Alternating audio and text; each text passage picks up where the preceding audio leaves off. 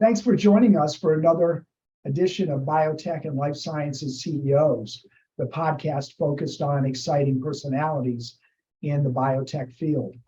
Today, our guest is Tan Rasab, the CEO of SiGENEX, a company seeking to enable genetic sequencing at the local point of need and at a price point that's reasonable to the common man, even in developing countries.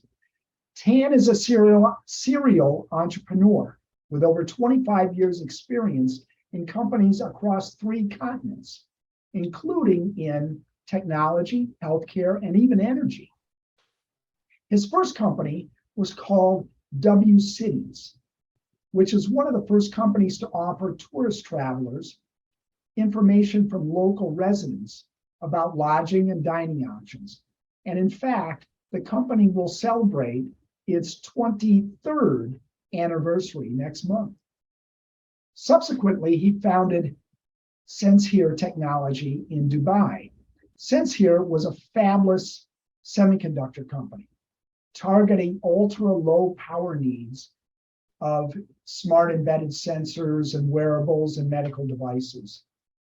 Tan, before we start to talk about SiGENEX, maybe you can run us through your experience with both of those companies and how they might have affected your outlook on investing and entrepreneurship generally.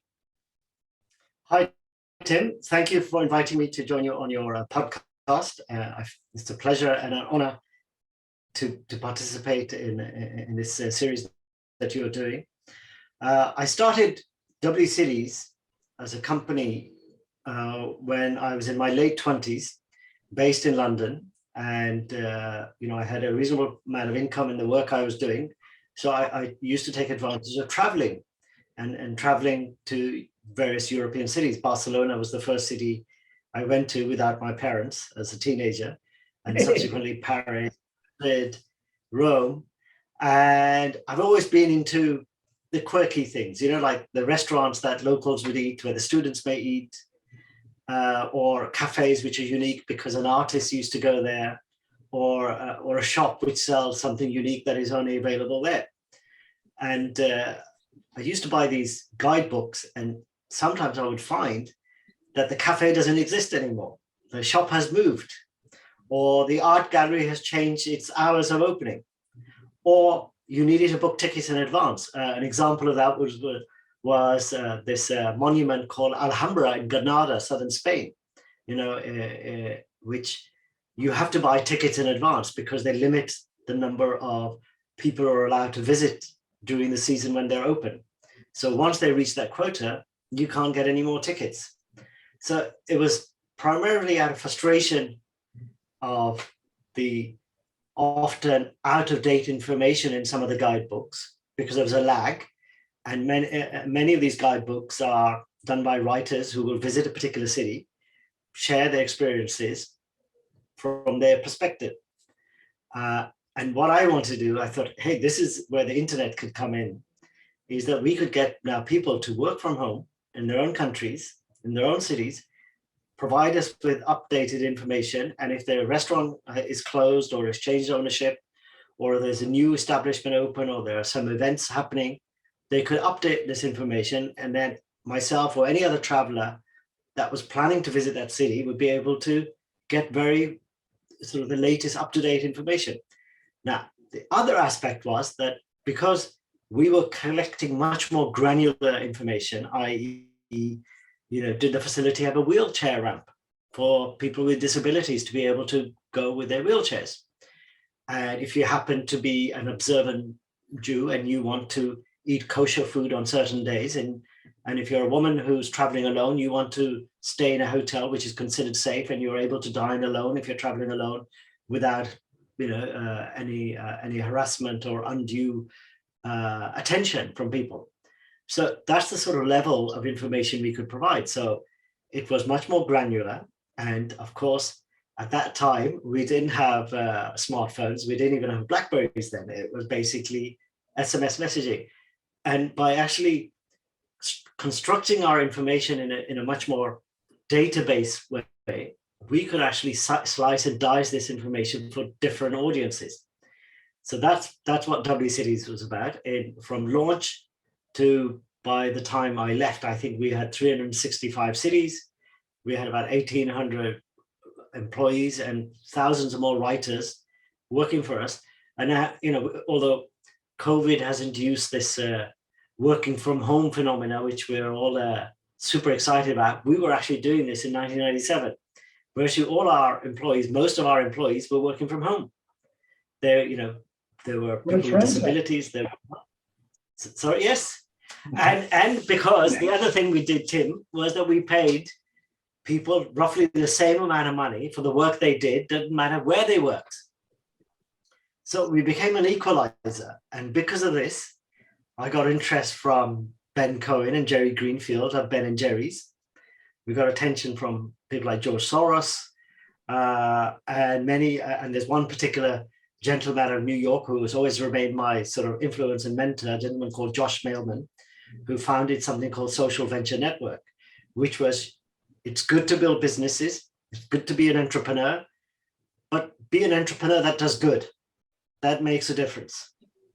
And what his thesis was that if you do this, you actually attract much more long-term supportive investors rather than speculators.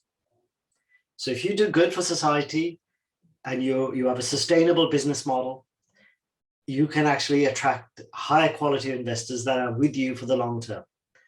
And that was what WCities was about. And unfortunately, we plan to do our IPO around end of Q4 in 2001, beginning of Q1 of 2002. And as you know, 9/11 happened and travel was particularly affected.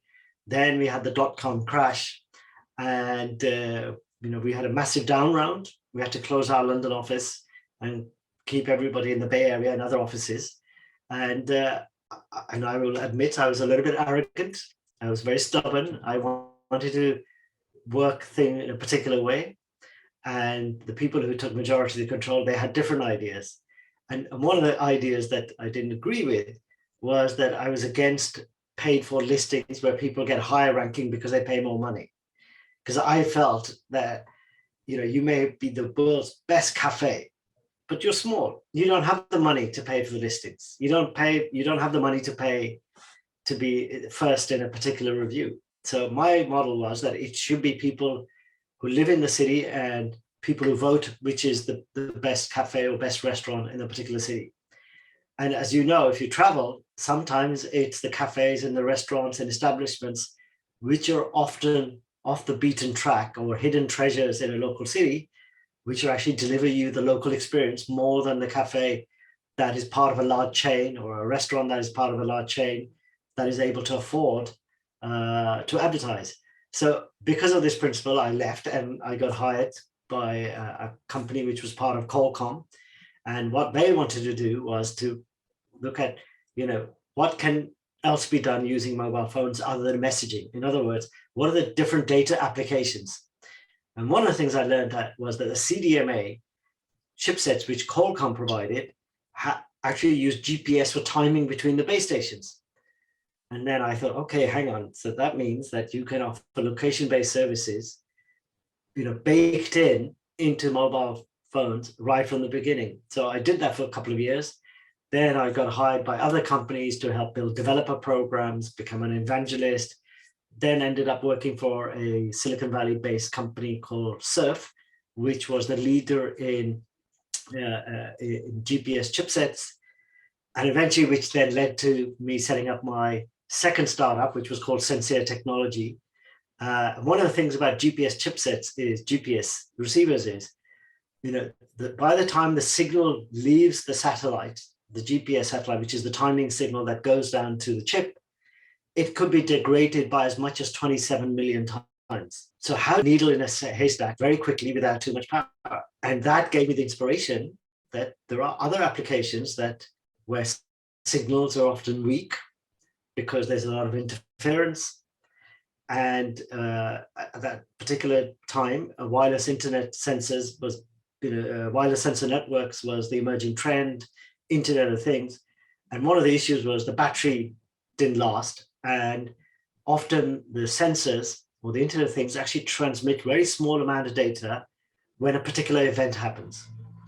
So my colleague and I, who also left SURF, we designed a chip that could discriminate signal against noise down to minus 168 decibels. And one of the applications for that was medical devices and smart things and sensors that could be embedded into the fabrics of building, or sensors that could be embedded in vivo in people, and then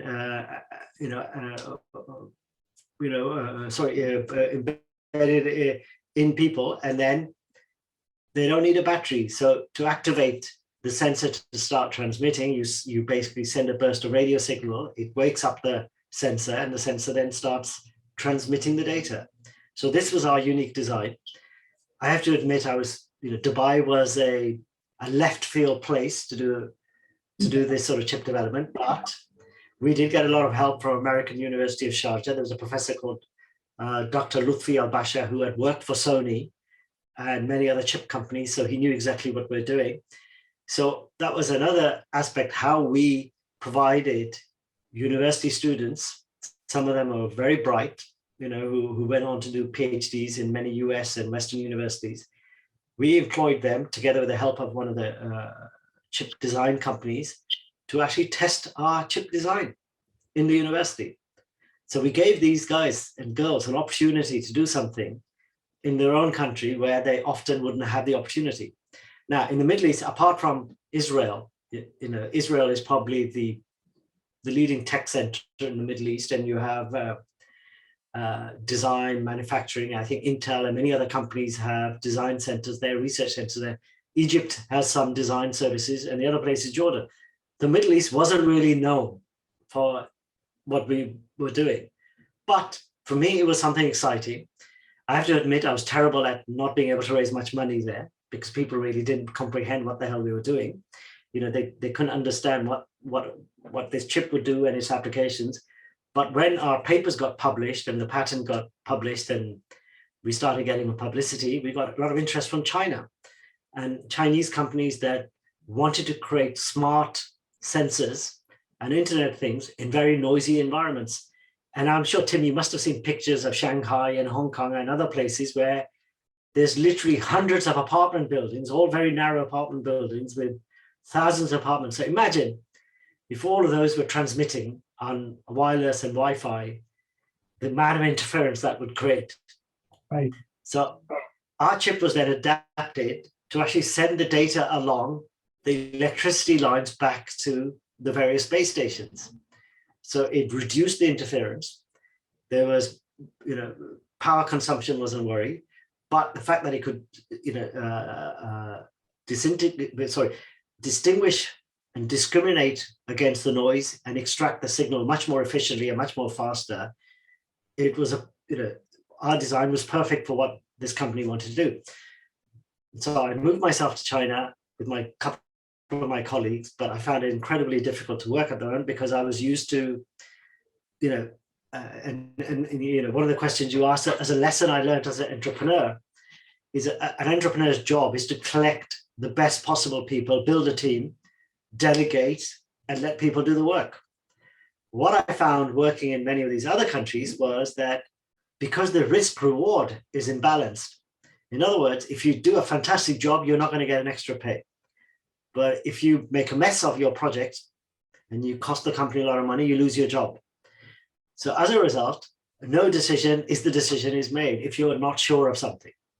So that was an important lesson to learn, is that people who are used to Silicon Valley model of build it fast, break it fast, and rebuild again.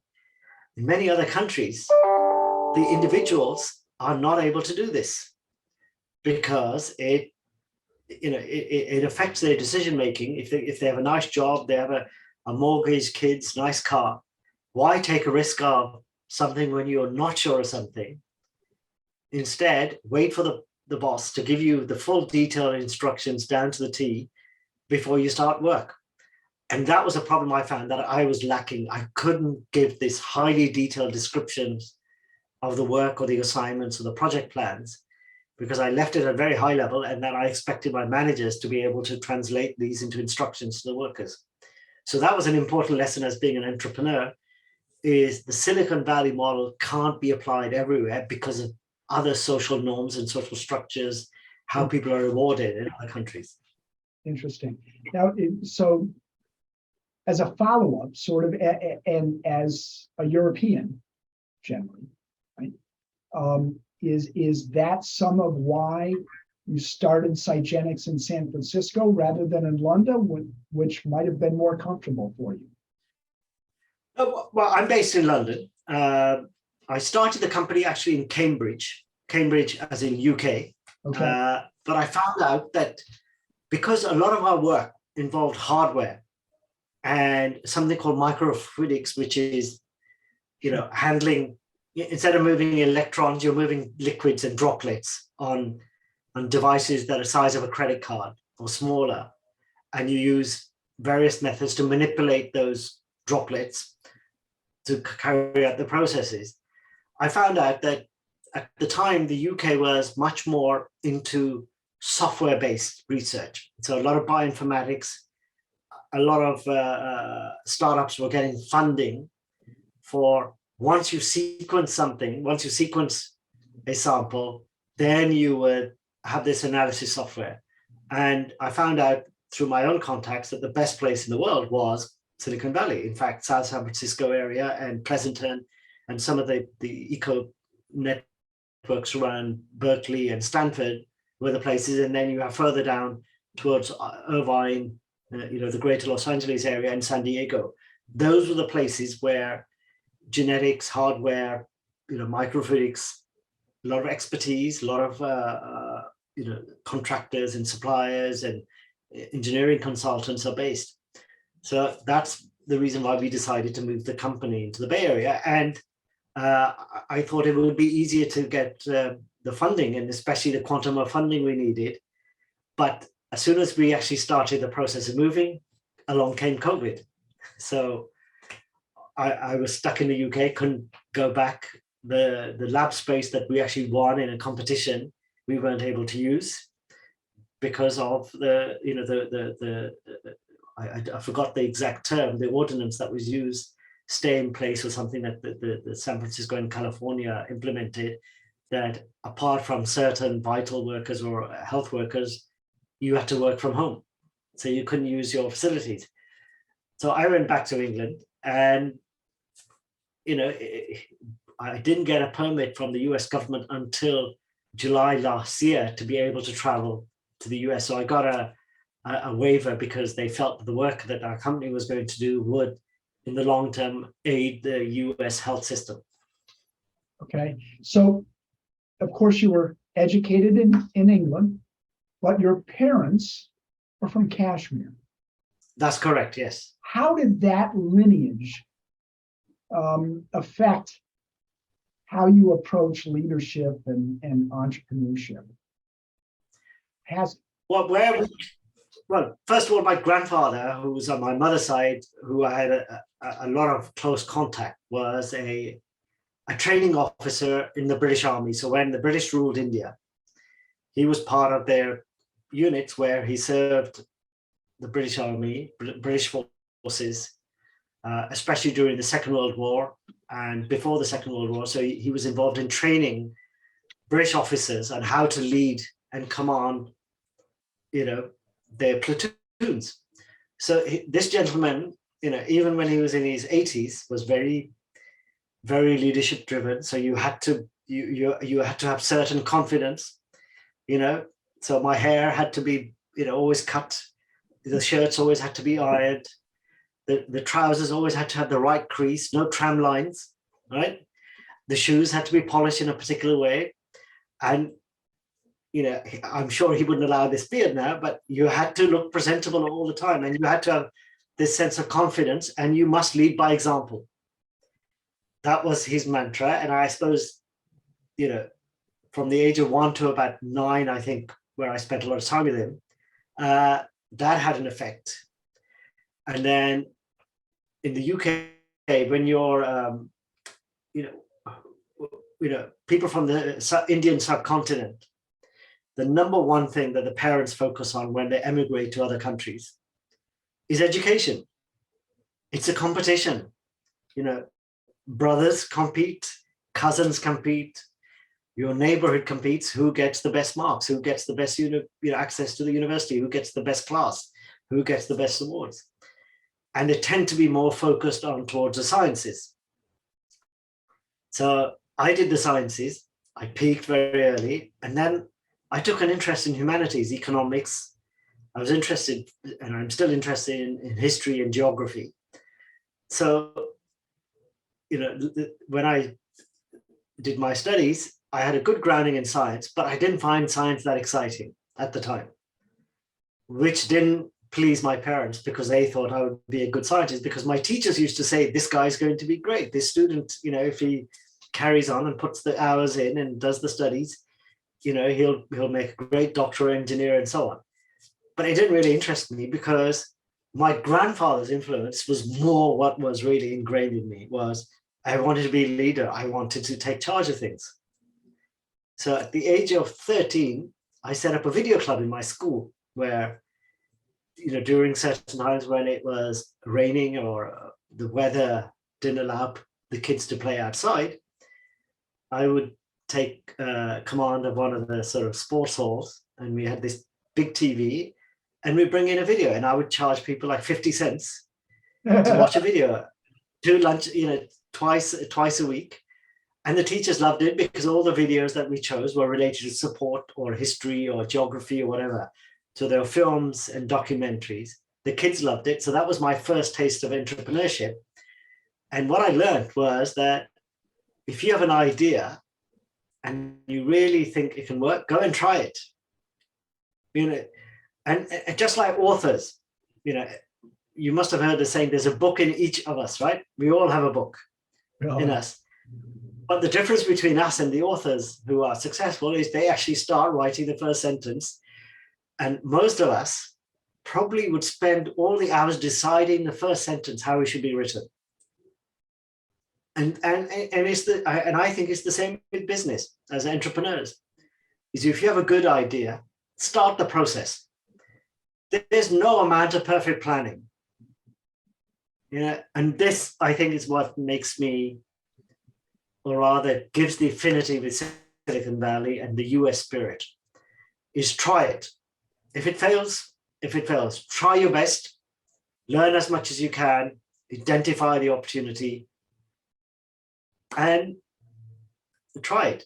The only thing you can try. If you fail, you can get up back on your feet and try again.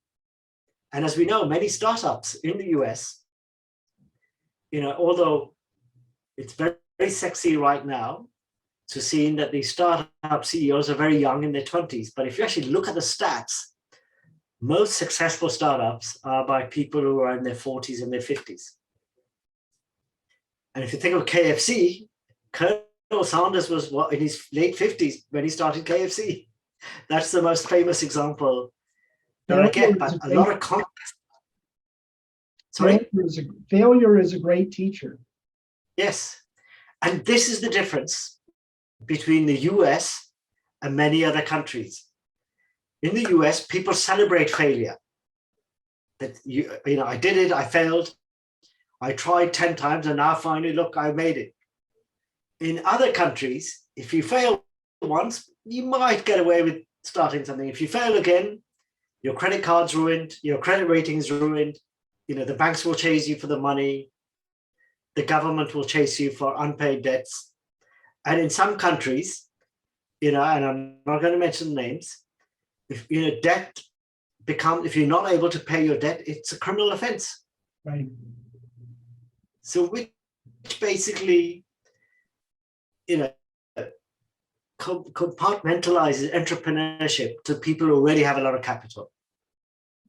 So this American dream, rags to riches, doesn't happen in that many countries. In terms of the number of examples that are probably happening in the US and perhaps some of the other Anglo-Saxon countries, there's less of that in other countries.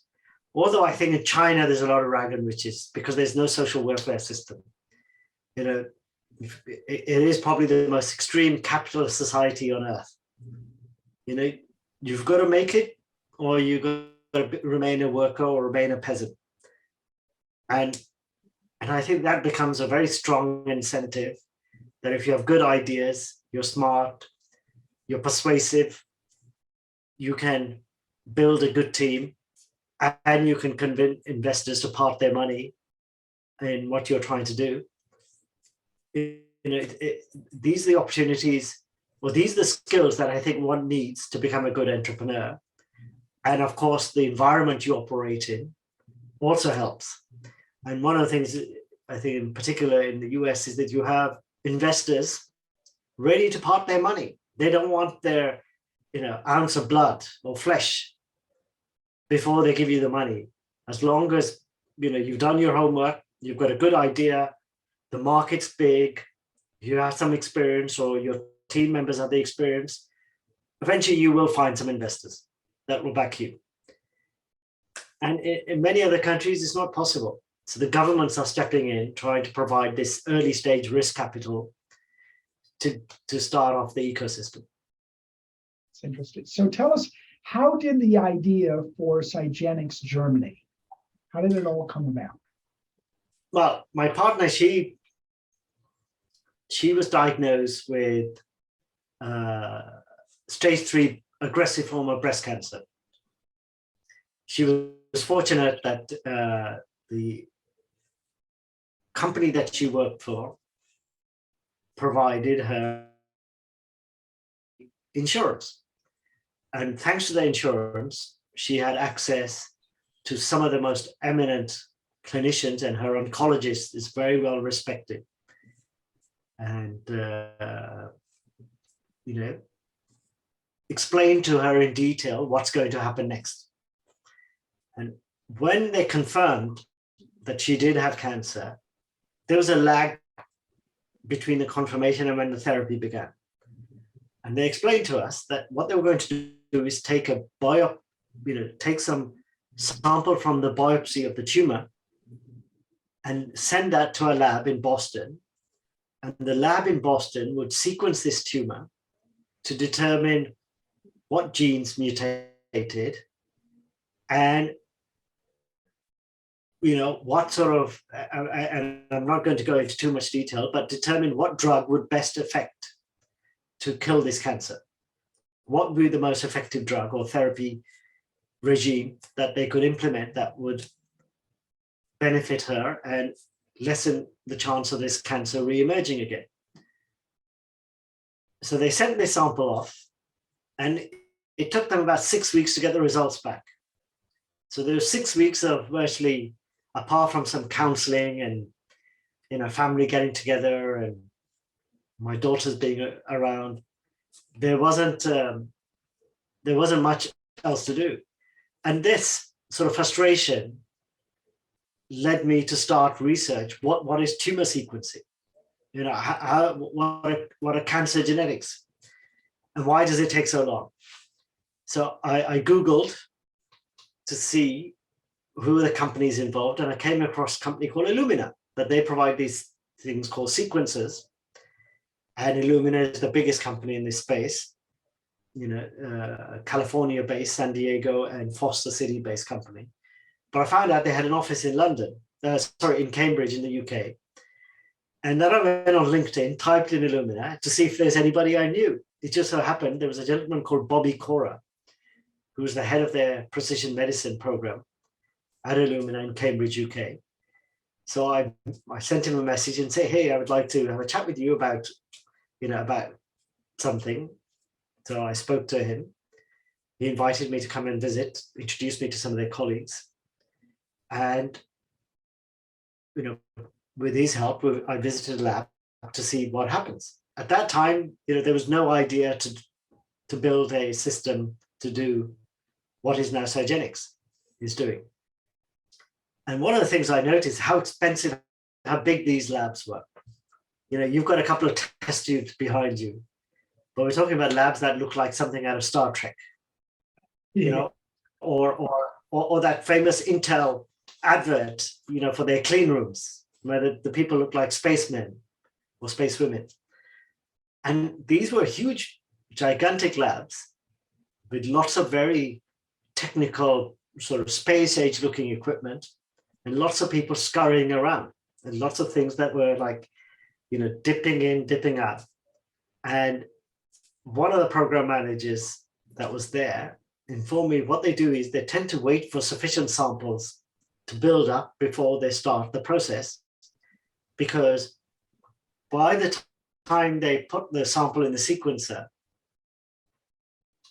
the cost is very expensive. It's easier for them to do multiple samples in one batch than do individual samples on demand, because the sequencing cost is very high. It can cost as much as $10,000 per run. So you need to have the full payload in the sequencer before you switch it on and start sequencing. So which means that, let's say you have a particular sample and the lab needs, they say 200 samples before they build the sequencer, and you're number 4, you have to wait 196 more samples before that would be run. And that could take 2 weeks, may take as much as 3 months in some cases. So that was one thing I noticed. The second thing I noticed was that the different processes were done in different areas. So clean rooms with different people working, one process would finish and then the sample would be taken to the next room. So in my mind, I thought this was the reason why it costs so much and why it takes so long. Because these things are expensive to build, they're expensive to run, and they require a lot of expensive equipment. So that started the process. So then I asked Bobby and various other people, how could it be done faster? Why does it take so long for sequencing? And I found out that panel test, which is when they look at select number of genes rather than the whole genome, can be done as much as 17 to 26 hours. So it's that pre-sample preparation which takes time, and then the post-sequencing analysis can take time. And then I started speaking to a friend of mine who had worked in biomedical devices, and he was actually the CTO of WCities after I left WCities. So we had a good past relationship. So we started bouncing off ideas. Then he did some research and he said, well, look, there's something called microfluidics that could be used to automate a lot of this sample process. And we then started looking at, see if it was possible. But because of my past experience and consulting work, I thought it would be better to actually evaluate, does anybody need this? Let's speak to the clinicians. Let's speak to the hospitals and people who actually make use and understand what their issues are. One is obviously price. In the US, payers often will not pay for sequencing or genetic tests for particular type of cancers unless there are previous cases in the family of those cancers. And that sort of tennis match between, or the dance between the payer and the clinician can sometimes take weeks or months to get the approval. So that's one. Secondly, we found out because these labs were very big and they're very high throughput, the samples have to be built up. These sequences are often sometimes only used 35% of the time of their annual potential capacity. So for me, that said, as my management consultant in my previous work, was that means that this product is not designed for doing small number of runs unless you pay for the full sequencing run. So could you have a smaller sequencer that could have a smaller number of minimum samples without incurring the penalty? And it just happened that Illumina does have a smaller sequencer that could do a lot of this work. So this basically was the germ of the idea. What fertilized the idea was that it was actually possible to build something that could automate most of the manual work, and by using a smaller sequencer and designing it for certain purposes only. So these smaller sequencers that are provided by Illumina are not designed for whole genome sequencing. They're designed when clinicians want to test a particular set of genes to see if their patient's disease has a genetic cause for that disease. And in case of cancers, all cancers are due to genetic mutations. So if your patient has breast cancer, you could explore 40, 50, 100 genes that are linked to cancers. And the most famous cancer gene, which thanks to Miss Angelina Jolie, when she had a mastectomy done as a preventative measure, are two genes called BRCA1 and BRCA2. They're called suppressor genes. So we have two genes which can be sequenced, mutations identified, and the person's risk for developing breast cancer, ovarian cancer, prostate cancer evaluated, and therapy or preventative measures taken much earlier than when the cancer actually starts showing up. Many countries, that particular test costs about $2,000, which even in the US, if you look at an example of a mom in one of the, working mom who has two jobs, is looking after kids, she's not going to have $2,000 available. And because there's no other cases of cancer in her family, breast cancer cases, her payer is unlikely to pay that $2,000. Although there are companies who actually do that test much cheaper, but still, it means paying out this cash. And in other countries, it's prohibitively expensive. Now, if you go back and look at what are the actual consumables, i.e. all the different chemicals you need and the test kit, those can be less than $60.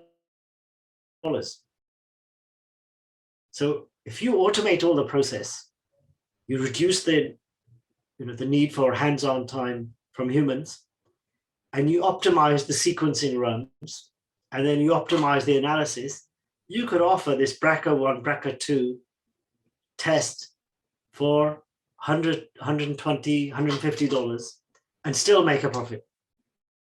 So this really was, the sort of information I needed to decide that this is something that I want to do.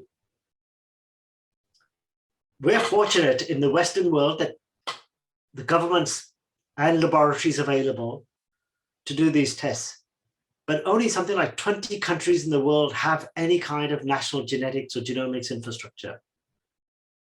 Wow. Many countries send samples abroad. And in the current day and age, sending samples abroad and the data that genetic data is now becoming a national security concern. In my head, I thought that this trend of actually doing the sequencing at a local level where you retain the sample and you retain the data is going to also become important. And secondly, is many cancers and many diseases, the clinicians often start the therapy based on their intuition and guesswork, even before the results have arrived, especially blood cancers. Certain fast-growing blood cancers, soon as they're confirmed that it is a blood cancer, they will try a cocktail of drugs, and often some of them are toxic. They create further mutations, and they create further issues. So if a clinician that was treating a patient that had one of these fast-growing blood cancers was able to get the information in his or her hands within a day, right from the beginning, they could apply the correct therapy.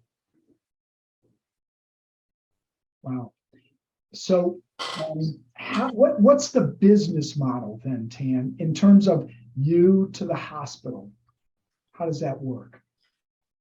Well, what we've done is we've done an analysis of about 85,000 hospitals around the world in approximately 25 markets, including the US, but excluding China. We've identified that in the US, there are approximately 3,500 community-related hospitals that have enough cases, enough patients per year, whether it's births, pregnancies, or treating cancer and other diseases which have a genetic cause, that could justify having their own mini sequencing lab on site. In other words, they could actually do the tests on site, save the payers money, get the results faster, retain control of the samples, and retain control of the data. So our model is that if we provide these hospitals with a sequencing as a service on site at the point of need, in other words, we will provide the box, we will provide all the assay kits, and we'll provide the analysis. All they need to give is some bench space in their path lab in each hospital. We will provide our equipment for no upfront cost, provided they agree to switch some of their existing tests they send out to distant labs. They would actually do these tests on our equipment at up to 10x lower price than what they are paying now. So they don't have to pay anything up front. They only need one person whose job is to collect the blood sample or the tissue sample, insert it in our cartridge, insert the cartridge, and insert the assay-specific cartridges. When they load it up to 15 samples, they press the button and leave it overnight, and the next day they get the results. And I think this model means that they don't have to build their own lab. They don't have to buy their own equipment. They don't have to hire highly trained, expensive additional staff. And they don't have a bottleneck in analyzing the data that the sequencing system outputs. We would analyze where the mutation has occurred, match it to existing case studies, and have a human reviewer review that information, add suggestions to the clinician, what the clinician could consider doing next. And that sort of information, from putting the sample in to getting the data, we will provide between 26 and 28 hours maximum, at a cost of between $100 and $120 instead of $400 or $600 or $1,000 so on. So the model is, if you're a qualifying hospital, in other words, you have enough patients that could benefit by having a sequencing-based test, we will provide you our lab. You have to agree to do a minimum number of tests, and it's a low number. It's not very high. And we will do an average weighted cost so they can mix and match. And they just pay us that fixed fee every year based on the number of tests. If they want to do more tests, we will charge them more per test. So it's like the all you can eat, or minutes plus the device in the telecom world. If you exceed the data, or if you exceed the minutes, or if you have to do international calls, you pay more. So it's a similar model the telecom industry and many other industries have deployed. And I think this will be the first model, first company that will deploy this, make sequencing as a service possible at the point of need. So what is your ongoing relationship with Illumina? How do they feel about this? Does it undercut their existing infrastructure for their business? No, that's a very good question, Tim. We're working very closely with Illumina.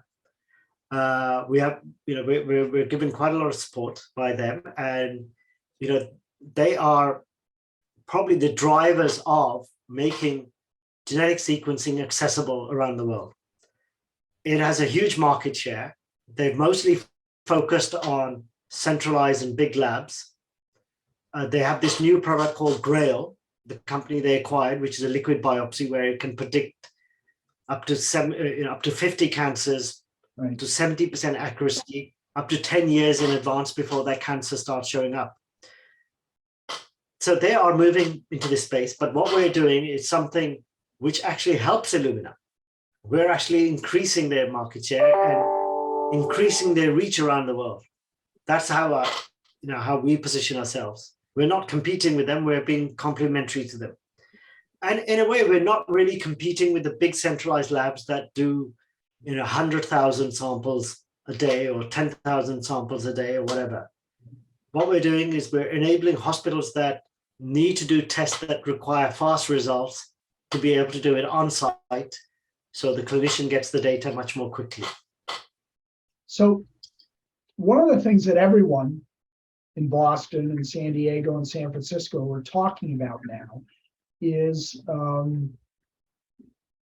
a liquidity issue, financing, as interest rates go up and the economy slows and that sort of thing. And you've already shepherded two companies through difficult financial circumstances, both after 9/11 and then the great financial crisis.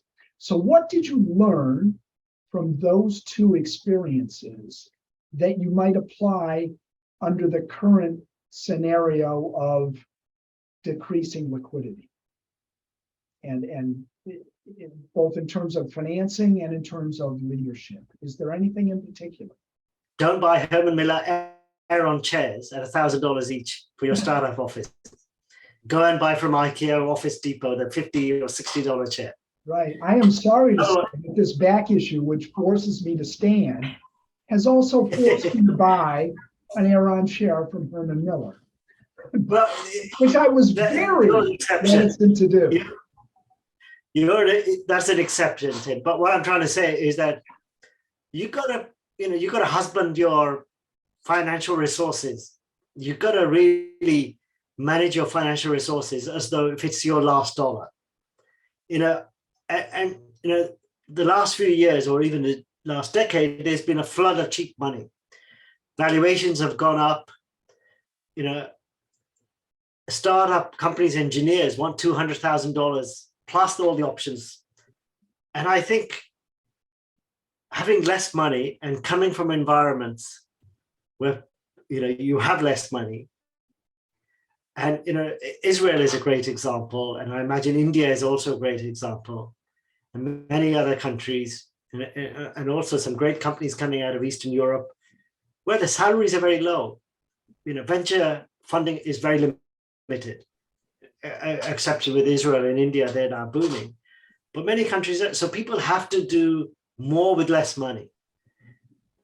And I think that sort of discipline comes when you haven't had that money. You're always more, because you don't know when the next round will be completed. So you've got to stretch it as long as possible. On that basis, we've managed to do quite a lot. Until now, we haven't raised external VC money. Most of the money has come from friends and myself and our team.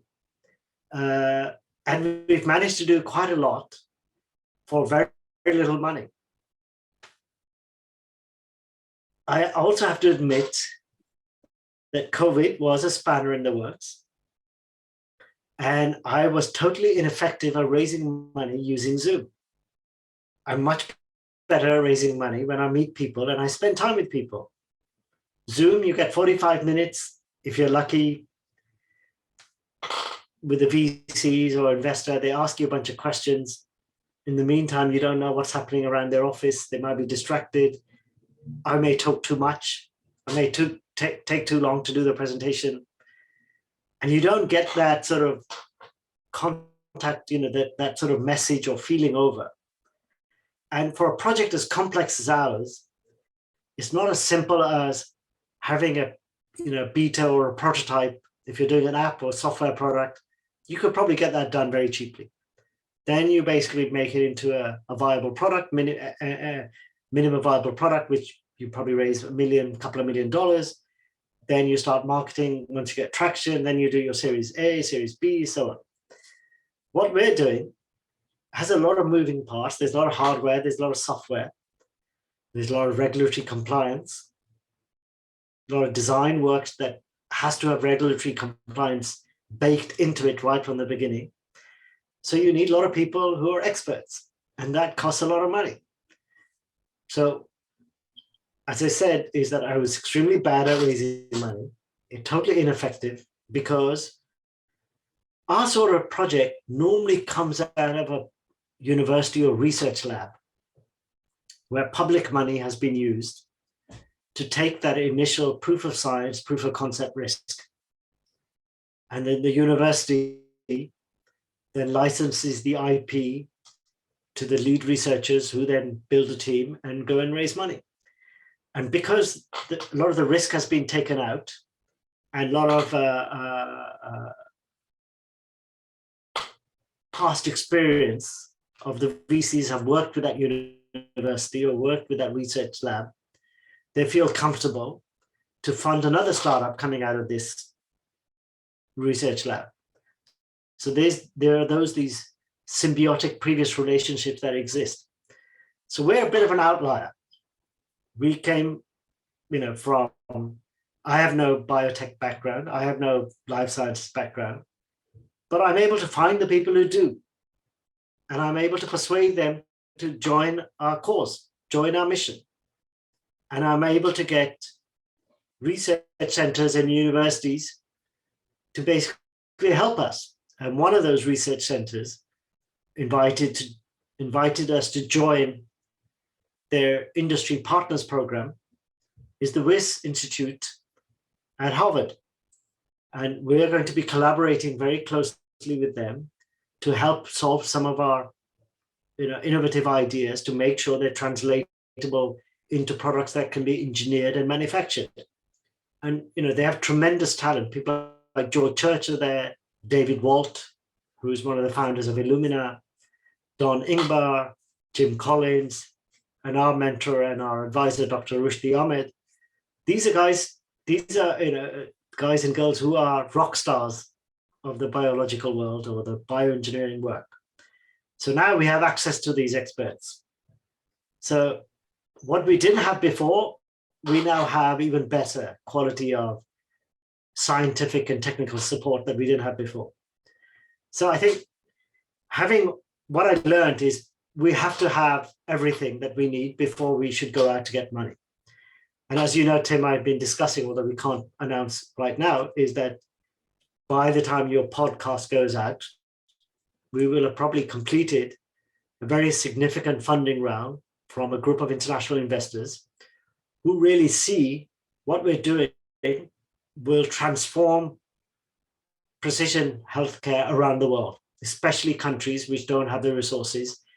And in countries like the US, where you have huge pockets of what you guys call the flyover states, some of the urban areas of the US, they don't have access to high quality diagnostics or genetic testing or the sort of necessary diagnostics they need.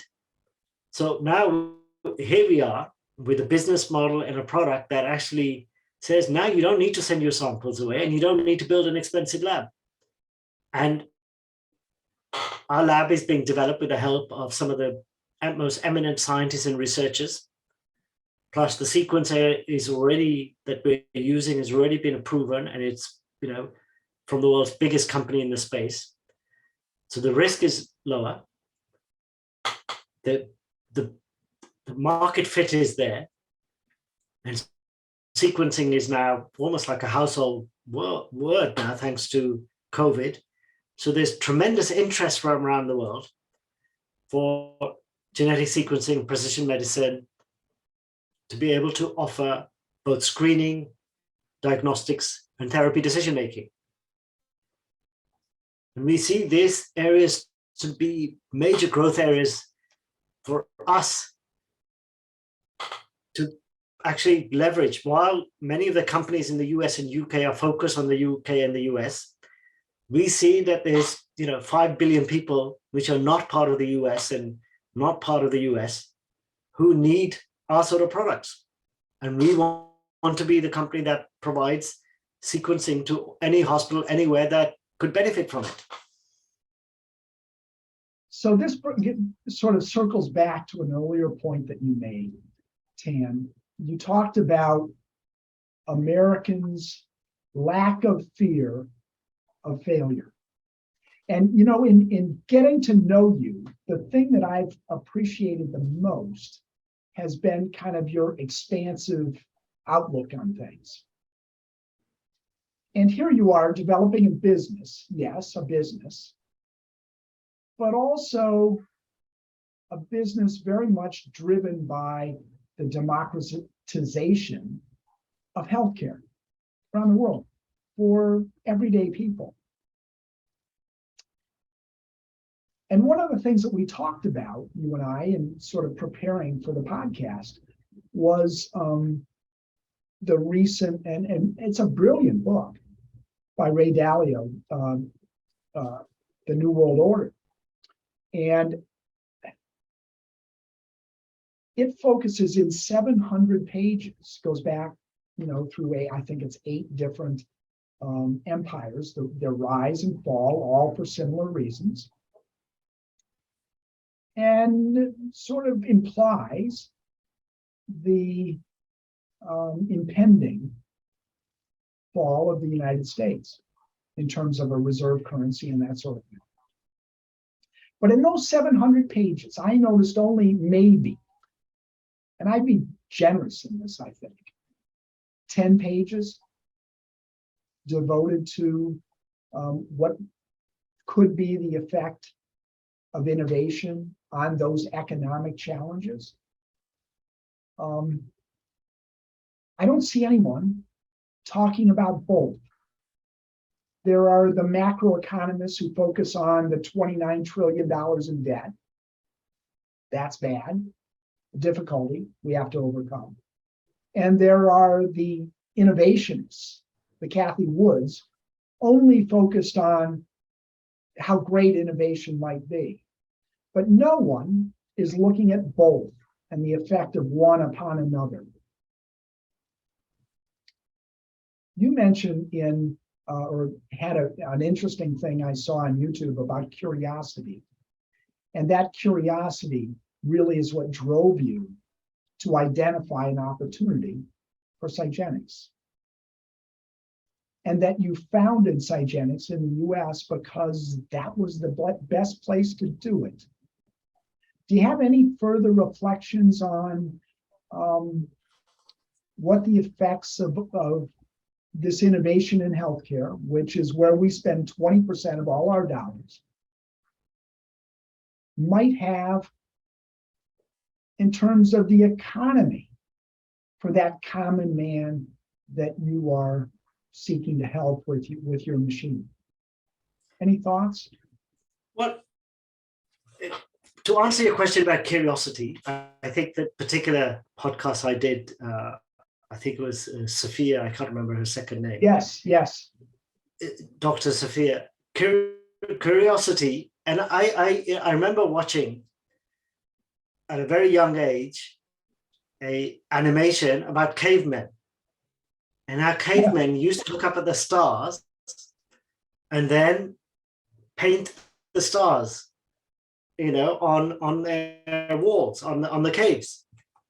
So just imagine that sense of curiosity that they have is the same curiosity that a baby has or a puppy has. When you put a young puppy in front of the mirror, they have this amazing sense of curiosity. Or if you put a puppy by first time on stairs, they don't know what the stairs are, but they're fascinated, same as babies.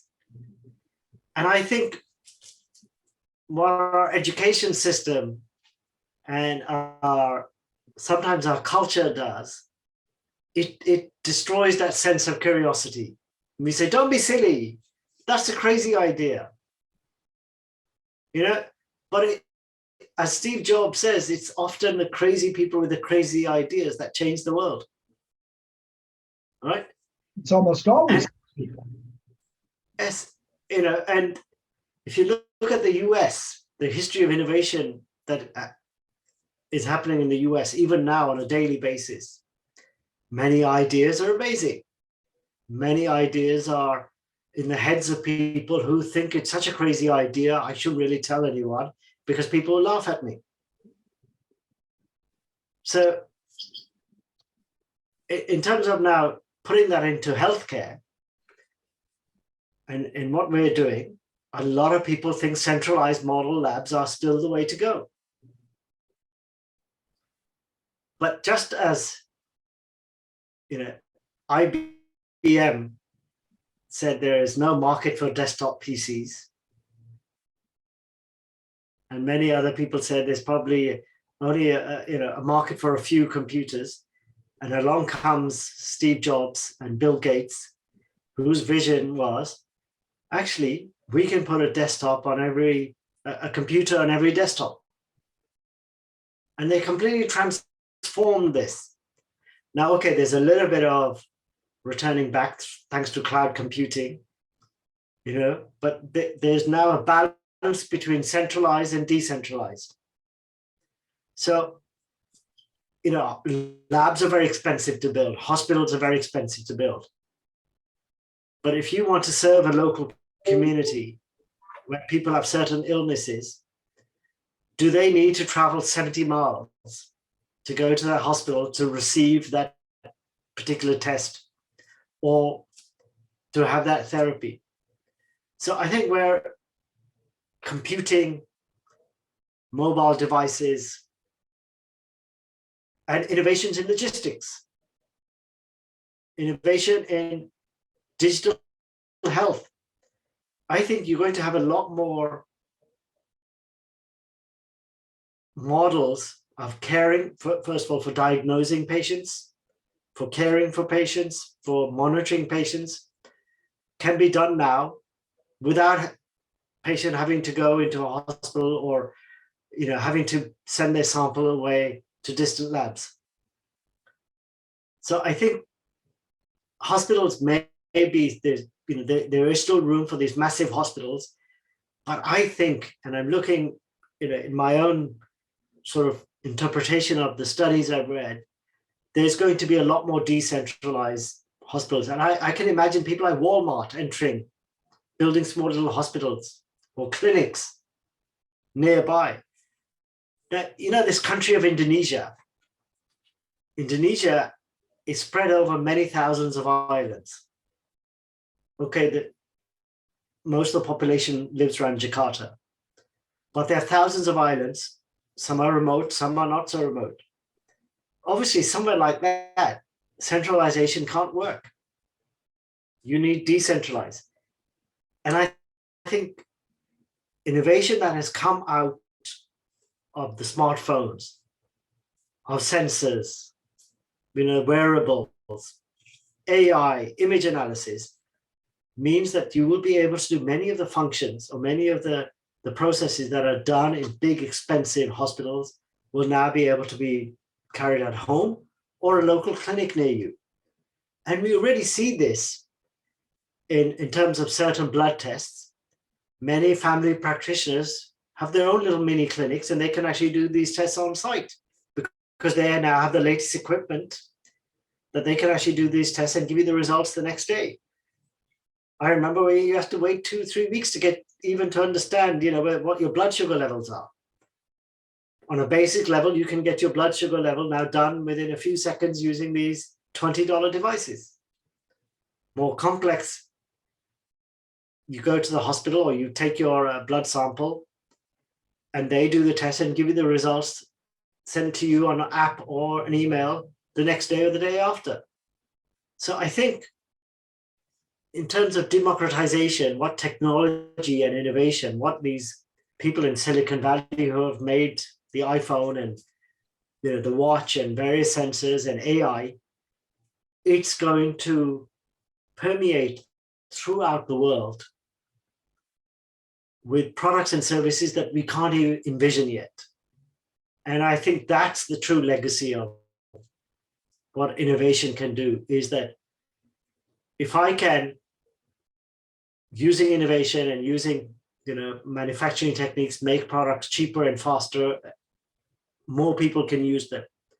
And now to come back on the societal benefit of good healthcare, if I'm an employer, if I'm General Motors or Walmart, it's in my interest to look after my employees because the less sick they are, the more they actually do the work. And the more productivity they carry out, the increase in productivity, I benefit. I benefit as a shareholder, as an investor, I benefit. I benefit as an executive because if my company is performing well, my pay will be, higher and my options will be better. So it is actually healthcare. It's not just a good to have because, we want everybody to be healthy and live longer, but there's also a financial benefit from it. I think there's a financial benefit to managers, to entrepreneurs, to stockholders, fund managers, and the people whose job is to monitor and analyze these companies. They can see how many sick days their employees take. So first of all, you design your workplaces so people are less likely to get sick. And when they do get sick, you should have a system able to get them treated and looked after, because the sooner they are back at the work, the less the cost of that employee being away while they are sick benefits me. And as a society, the more employment we have, the more taxes we collect, the better schools we have, the better roads we have, and a better life we have, quality of life we have. So this is how I think innovation, financing, and policies, some are mandated by legislation, some are voluntary by employers and communities. By having healthy people, we benefit from a society. We have a wealthier society, we have a happier society, and the quality of life improves. So I think it's, it can't be seen as in isolation. Although some people would say, healthcare is a human right. If you want to look at the altruistic angle, or what you guys in the US sometimes call the UK as a socialist healthcare system. But I think it's far from socialist. Actually, as a capitalist, as an entrepreneur, it benefits me, because I know that if my employee gets sick, they can be seen to, they can be treated, and they're back at work quicker. Now, if my employees get sick and they can't come back to work, that means I have to dismiss them, make them, give them a payoff, and then go and hire new employees, train them, get them used to it. So that there's a lag that involves, and that's a cost, that's an opportunity cost. So isn't it better in the first place to have healthy work environments? And that starts from the food you serve and providing, sports and gym memberships. And that's why many countries, and many US companies now, you will have canteens with healthy food. You'll have subsidized sports club and gym memberships and various other activities. And also almost like a social support network, whether it's mental health or physical health. There is somebody in the company that you can talk to and you can get help from. So it's a huge opportunity for investors to maybe look at companies and see how they treat their employees. I bet you, Tim, if somebody does a bit of research, the companies that look after their employees probably have a higher rate of productivity and higher rate of returns per employee than the companies that don't look after their employees. I think that's generally true, and actually is being increasingly recognized across at least corporate America. I don't know too much about other countries, but I do know this: personalized medicine over the next decade will transform healthcare. And what I've learned in the past hour, or in several hours now, getting to know you, Tan, is that I think SiGENEX can make that change come about more quickly and certainly more expensively. I think it's a transformative technology that goes beyond just the sequencing itself and really enables an end result, which is better healthcare. So I thank you very much for the time to spend with us on this podcast. And also thank you very much for the time that you've taken for me to get to know you and SiGENEX. So thank you very much. It's a pleasure and it's an honor. Well, thank you, Tan. Thanks for tuning in to the Life Sciences and Biotech Podcast. We'll see you in the next episode. The information contained in this website and podcast are purely informational and not considered investment recommendations. Tim Dougherty's participation in Biotech Insights is separate and apart from his role as an investment advisor representative. Nothing contained herein can be construed as a recommendation or endorsement of any of the companies discussed. Tim Dougherty also has no financial affiliation with any of the companies mentioned in this communication. Tim Dougherty makes no representation that the information contained in this material is accurate and is under no obligation to update this information as changes occur.